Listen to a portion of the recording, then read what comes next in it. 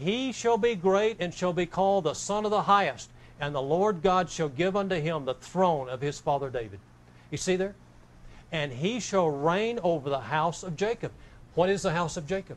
See, it's all the 12 tribes. It's all the 12 tribes of Israel. And of his kingdom there shall be no end. So it's the throne in Israel over the children of Israel. And then this here we're going to cover later on. So we'll go ahead and go to the next chart.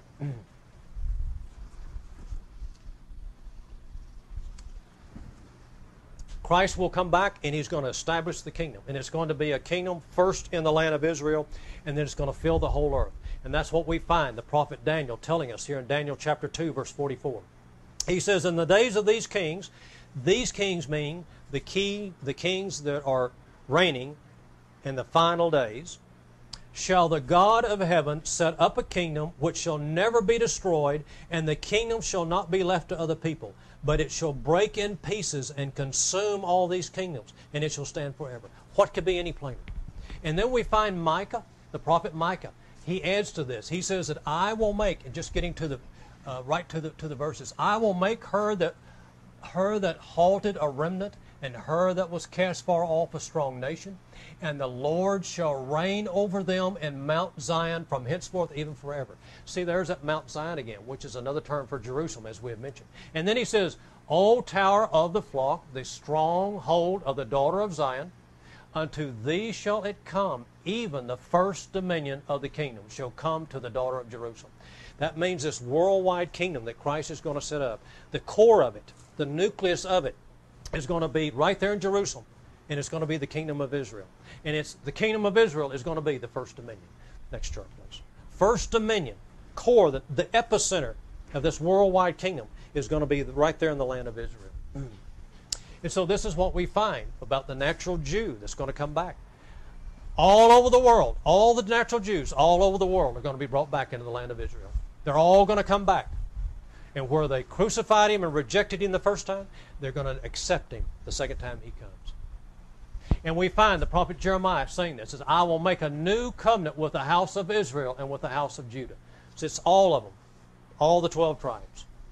Not according to the covenant that I made with you, and this verse says, when I brought you out of the land of Egypt with Moses, and during all that period. He says it's going to be a new covenant, and that this time it's going to be in your inward parts. It's going to affect your hearts, and you're going to believe it. And you're going to come and believe in Him and become faithful. And he says, and they shall teach no more every man his neighbor, and every man his brother, saying, Know the Lord. For they shall all know me, from the least of them unto the greatest of them. For I will forgive their iniquity. You see that clause, I will forgive their iniquity? It's talking about the children of Israel, the nation of Israel, and all the things that they did. It can't be spiritual. It's the will of the children of Israel. So when we look at Ezekiel 48, we have this geographic map laid out. And it shows that in the kingdom age, where each of the tribes of Israel are going to be placed. Now, back in the law of Moses, in that 1,500 years that they were in that area, we would find that this is Jerusalem. This black dot with the red circle is Jerusalem. Here's the Dead Sea. Here's the Sea of Galilee, Nile River. Historically, the tribe of Judah had this area right here. But see now, and it's very clear to see that in the general area at least, this is where Judah's going to be. And historically, the tribe of Benjamin was right here. See, Jerusalem was actually in the tribe of Benjamin. And now the tribe of Benjamin is going to be right here in this area. And the tribe of Dan was about right here, right in here. And now the tribe of Dan is up here. And this is all found, these geographic blueprints in Ezekiel 48. The whole layout of how it's got to be something different from what was in the past. And it's going to happen in the kingdom age when all the Jews are going to come back and they're going to become believers. So this chart just shows two conditions. We just placed two conditions here. One is a time element, the other is just a condition. And Habakkuk chapter 2 tells the condition. Notice what it says. It's going to be one of the conditions in the kingdom that is so off, so different from what we find today. The earth then shall be filled with the knowledge and the glory of the Lord as the waters cover the sea. Notice this simile. This is called English the simile. as the waters cover the sea. So it's trying to make the impression there isn't going to be any cracks or crevices. This is not covered. You're not going to have some religious entity over here in some village preaching other things. It's going to be worldwide, and it's going to be thorough. And then Revelation chapter 20 about the time element. We said the time element. It says this, and he here is symbolic. It's an angel in the text, but the angel symbolizes Christ and the immortalized saints. He laid hold on the dragon, and there's the old serpent, which is the devil and Satan, and it says he bound him 1,000 years. And here, symbolically, means any mass that may be in opposition, either religiously or governmentally. They're going to be put down, and as it says, bound. And he says, I saw thrones, and them that sat upon them, and judgment was given unto them. And this is the immortal seed, the immortal race, the immortal saints. They're going to judge. They're going to help Christ judge the world. And then it says, plain English, and they lived and reigned with Christ 1,000 years. So this is the time element we find in that 7,000th year of this panorama that we have been looking at. 7,000 years called a millennium. And next chart, please. Going to be 1,000 years where Christ rules and reigns, and where his saints rule and reign with him. Now, let's see, can we go back 2 charts for a moment?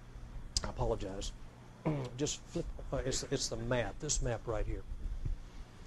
Just for a moment. Now, notice this dot. We said a while ago, this black dot was Jerusalem. Red circle. Okay, now put the latest chart on. Black dot, red circle. There's the black dot in the red circle. Here's Jerusalem in the kingdom age. I'm sorry. Notice that we do not have this, but the blueprints of this is in Ezekiel chapter 40 through 47. This is going to be the world capital, and also it's going to be the world sanctuary. In this country today, we try to keep religion and state separate, and in the kingdom age, they're going to be combined. Government and religion are going to be combined. It's all going to be out of this same thing right here, the same building area. This is the source of it. This is the nucleus. This is the capital, the world capital. Here's Mount Zion.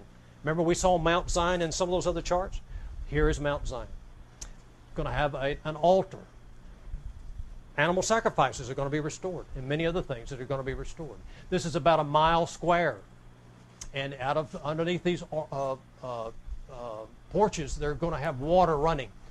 Here currently, in the present day of Jerusalem, is the Dome of the Rock, that Muslim mosque.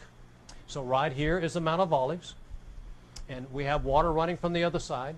They go through that Mount of Olives that's split, and the water seems to will have gone through the water through the split in the Mount of Olives. And so we find Zechariah saying, and the Lord shall be king over all the earth in that day. There shall be one Lord, that is one religion, and his name one.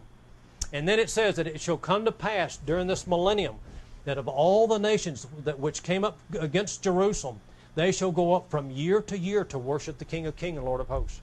And they're going to keep the Feast of Tabernacles. This is why there's a big function, a lot of area to perform sacrifices. These are probably kitchens here. And this is the reason for the altar up here. And it shall be that whoso will not come up of all the families of the earth unto Jerusalem, Mount Zion, they will come here to worship the King and the Lord of Hosts. They shall have no rain. So you say it's going to be compulsory. It's going to be compulsory. There's going to be justice then. It's going to be executed. And we haven't provided the passages, but this sin that is so prevalent in the world today, we find from other passages is going to be greatly restrained. And we don't have Isaiah 62 here, but it says that in the kingdom age, if you die 100 years old, it's going to be like you died as a child. So age span, part of the curse is going to be removed in the kingdom age. Next chart.